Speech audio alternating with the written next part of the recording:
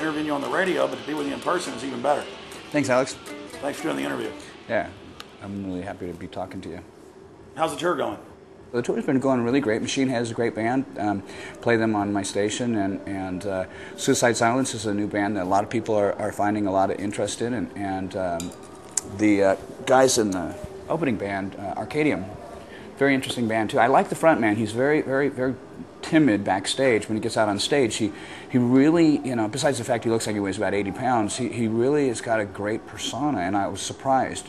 So I think that band's going to have some good things if he eats a couple of cheeseburgers,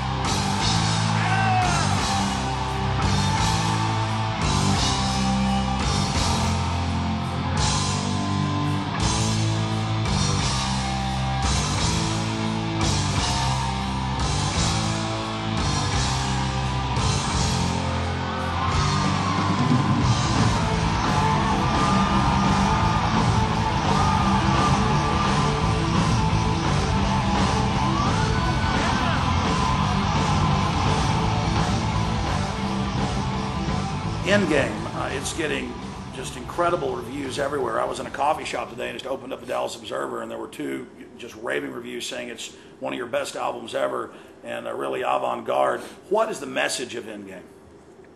Well, a lot of people thought that that was signifying the end of my career because, I've got issues with my skeletal matters and stuff like that, with headbanging and stuff. And with the way that the music business is right now, with the record companies finally getting what they deserve, it's interesting because the music industry is falling as quickly as what we're talking about.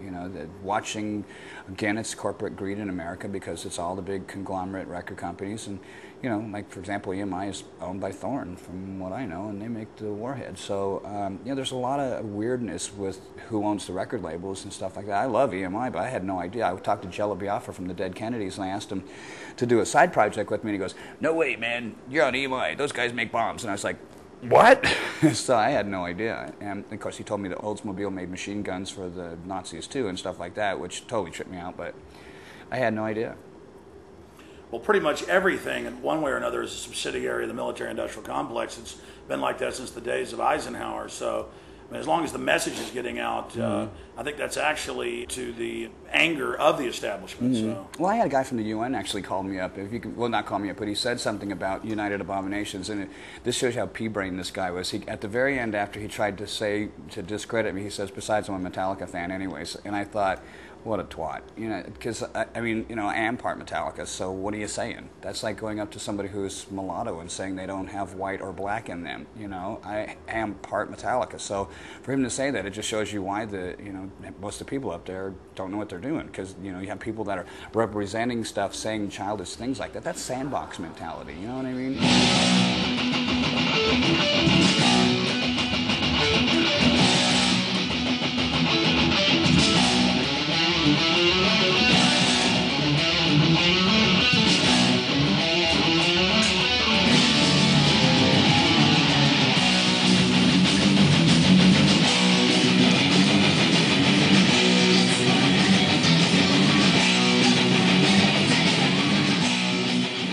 When you talk about Endgame, you talk about these greedy, corrupt megacorporations.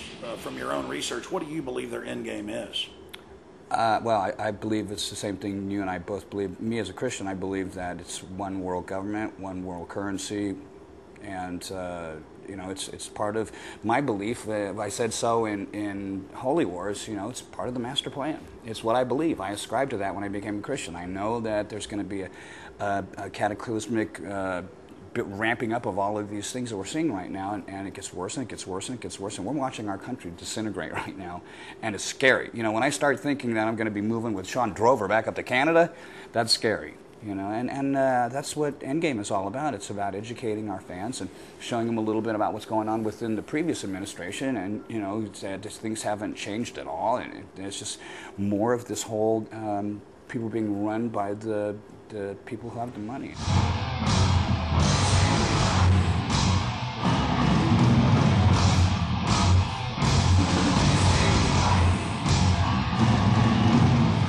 I'd heard something that when we had the dollars before and it had red ink on it. Yes. Tell me that story. I'd heard that was Kennedy was supposed to. No, that's true. He was going to get rid of the Federal Reserve, and he made the money with red ink, and that's part of like. You can go into any coin shop, Dave, and say, I want a Lincoln greenback issued by Kennedy. And you'll probably have to pay $20, $30 for it because it's a collector. And they'll go under the counter, and they'll pull it out, and it has a red seal, but more importantly, and it was only fives. He only issued the first $4 billion. And when you read on the top of it, it says United States note. Nowhere does it say Federal Reserve. So it was pre-1913 when the private banks took over. And he signed the executive order to fully phase out, because he didn't want to do it overnight because that would cause some problems, to fully phase out the private banks that had taken over the issuance of currency and credit. And from talking to all the top real researchers on JFK, it wasn't making the decision to pull it out of Vietnam. That was part of it. It wasn't the decision to stop trying to have war with the Soviets. It wasn't the decision to not continue the Bay of Pigs. The main reason they killed him was what you just said, because he was going to take the power away from the money changers. That's what I heard. In fact, I'll mail you a Lincoln greenback. I'll take it.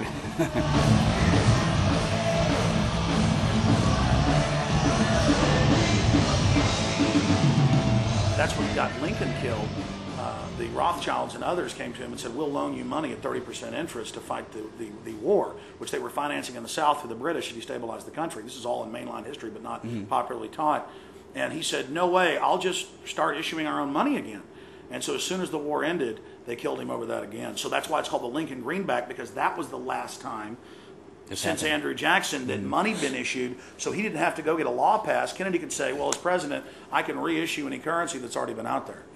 And that got him killed. But I don't want to sit here and give a history lesson. But no, that's good, because it'll probably end up in a song. You heard it here first. Wow.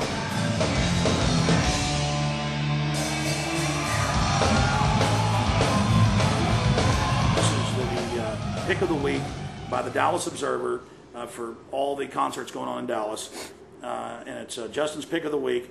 And he says, Megadeth have recently put out their masterwork with Endgame, a relentless assault on corruption, FDIC, the banks, military occupations, and the mind scramble of today's world gone insane.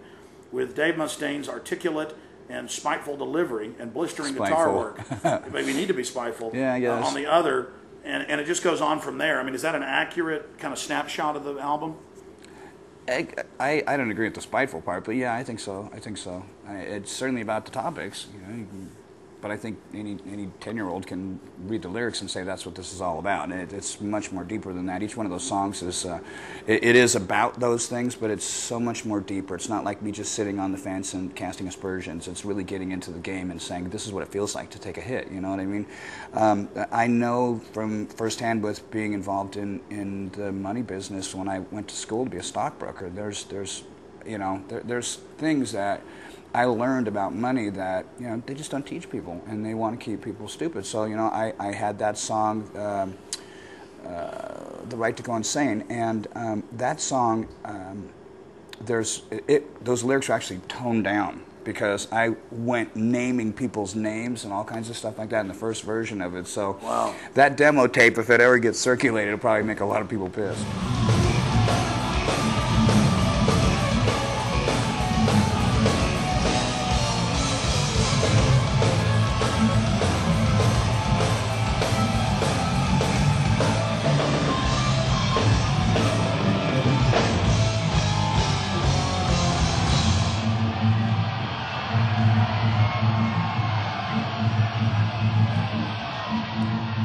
How we figure the songs out while we're here. When we do something like this, we get the song in pieces. Like, this is the rhythm track. I have to learn it again because last time I played it was in the studio. And then get like the solos.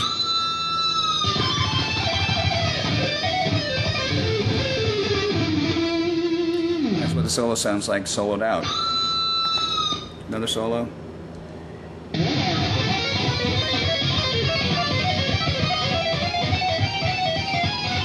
Dave solo.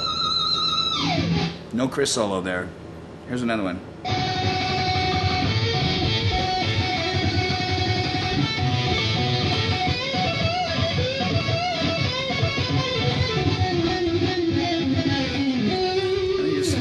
Keep going back and forth over it until you figure it out. So, and then the whole thing sounds like this.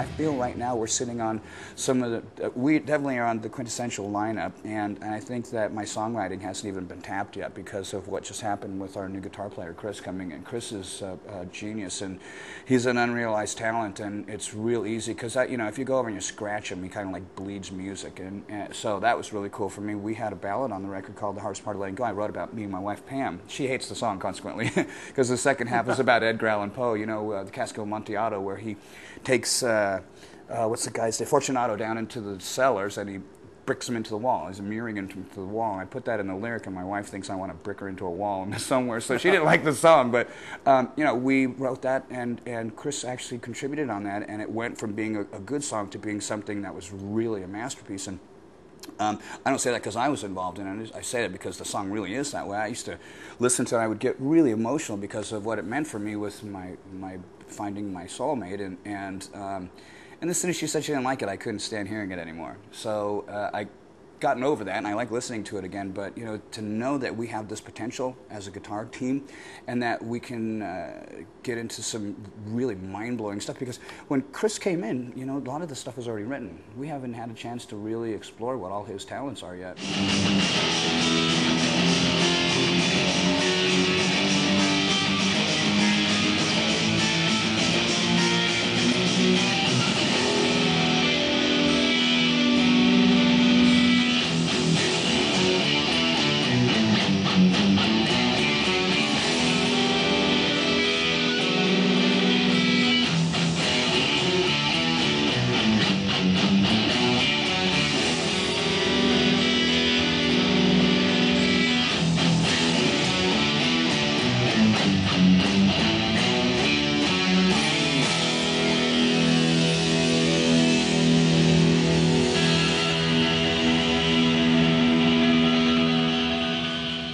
Tell us just about the cover. Yeah, well, obviously those are the FEMA coffins that everybody's talking about, being in the Midwest, and I haven't seen them myself, but you know, I've seen the pictures, and you know, we had this symbology that was like the Hebrews being marched through the Red Sea. And all the people that are in the Homeland Security jumpsuits with the barcode on their head, you know, it doesn't say in the Bible if the barcode's going to be going this way or if it's going to be going this way. So I figured, you know, we would do something kind of like some cool imagery stuff, you know. That way the satellites can see it from on top. Maybe, yeah, perhaps. But I thought about that. How can we make this kind of look cool? We'll make it look like a mohawk, but then when you zoom in on it, it's actually their barcode. And we put around the surrounding parts of it because, you know, I was really, when I got saved, I really wanted to know what I was doing. You know, I didn't want to just blindly say, okay, I'm a Christian now. What do I do? Okay, 10%. Okay, good. See you later. You know, whatever. So I actually really read a lot of the Bible and stuff, and one of the things that I noticed was in the story back with the Egyptians and stuff, that out of all the plagues that happened, one of them was with the flies, and the flies got on everybody except for the Hebrews. And it was just really insane to see that the chosen people had been left out of this really vile plague that had happened, and it was just one thing that just kind of went around the outside of the picture. So in the top of it, there's kind of like a Stargate kind of sunburst there, where people are going off to this light that they're being led off, like come to the light. In what's the Poltergeist movie? It's really a bug zapper. With the rest of the record, you know, when you look inside of it, there's a lot of other stuff in there, like the symbology with. We've got the one person who's covered in flies, which, you know, kids kind of gravitate towards that kind of artwork. They like stuff that's like that, you know, graphic stuff. And we've got other pictures of Vic actually pulling the hood off of this person and showing that, you know, he's actually a victim, and you know, he's either Vic is saving him or not, you know. And I look at it like this. He's kind of like saying, what are you doing under there? Let's get out of this situation. I consider myself to be alone as far as, in our genre, with people who really are willing to go out and stand on a limb and say, you know what, you can hate me if you want, but at the end of the day, I'm going to do what's right. Because doing what's right isn't popular. It's not. And that's why people, they like to take pot shots at me. But at the end of the day, I do a lot of stuff that I know I'm not going to have any I'm not going to have any problems with myself when I go to sleep at night. Because I see people do stuff and they compromise themselves and they sing songs and they think that they're not going to affect them. You say that stuff and it comes out of your mouth and you portray that stuff to other young minds and they hear that stuff. They believe that. I don't want to be responsible for making anybody stumble. I want to make sure that they become better people.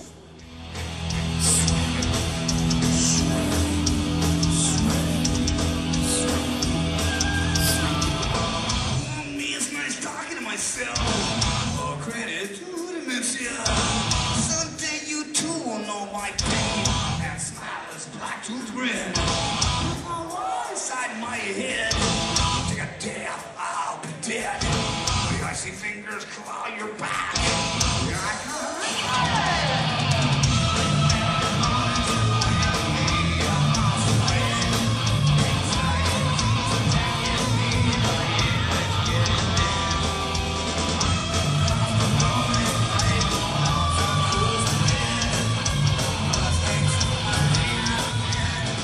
In the final equation, you've spoken about a transformation or an awakening. Can you tell us, was that overnight, or was that a process, or was that just going back to something you were at your core? I mean, can you speak about the changes in your life? Yeah, it was pretty simple. I've always believed in God. That's why, the first line of Peace sells, but who's buying says, what do you mean I don't believe in God? I talk to him every day, When I was a kid, I was baptized as a Lutheran when I was 4, and my mom had become a Jehovah's Witness when I was 7, and that just totally ruined my life. And then by the time I turned 15, I was so full of bitterness and just hatred for organized religion that I got into black magic and went down the route of the occult. And although I didn't pursue being a Satanist, I was very much agnostic and probably more atheist than I was anything, because I just didn't want to believe anymore because I was so spiritually abused. So when the time came when my arm had gotten destroyed in 2002, I had that terrible nerve damage to this hand, and oddly it was this one. Anything else would have happened to my body. I could have had a leg cut off and I still would have kept playing, but my moneymaker here stopped working. I had to go, okay, what am I doing wrong here? Because there was a lot of stuff that was going on. And I was on a hill and I saw a cross and I looked at it and I just went, what have I got to lose? I've tried everything else. What have I got to lose? 6 simple words, and I became a Christian, and I see the people that people don't like that are the hypocristians. You know what I mean? That's a good term. Yeah, I made that up. So I look at that and I'm not attracted to that, and I see people that gravitate towards me, towards my family. They want to be with us because they know that they can say certain hard luck stories and we'll feel sorry for them. I'll feel sorry for you, but you ain't getting in. Unless it's real, they're not getting in.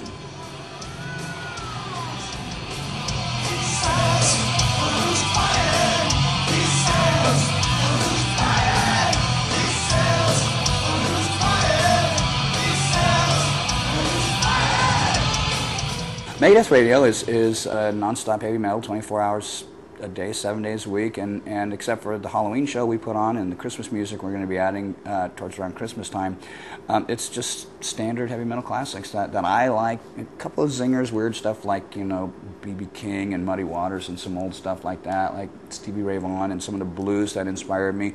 And then some of the older stuff that I liked as a kid growing up, Elton John, Led Zeppelin, the Beatles and stuff like that. But you'll also see bands like Gore there, and that's not one of my favorite bands. I don't like them at all. But the other guys in the band do.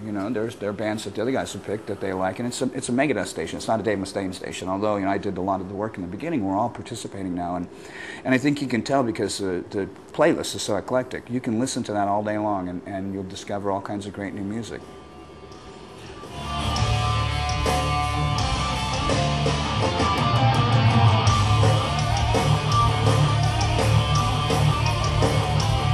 Anything else you'd like to add to the audience out there?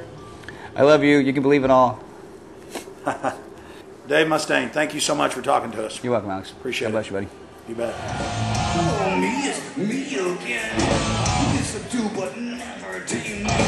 Kiss me in my brain. pity to get down to your level. Yeah, just keep on thinking it's my fault. Stand an inch or two at a kicking distance. Mankind has got to know his limitations.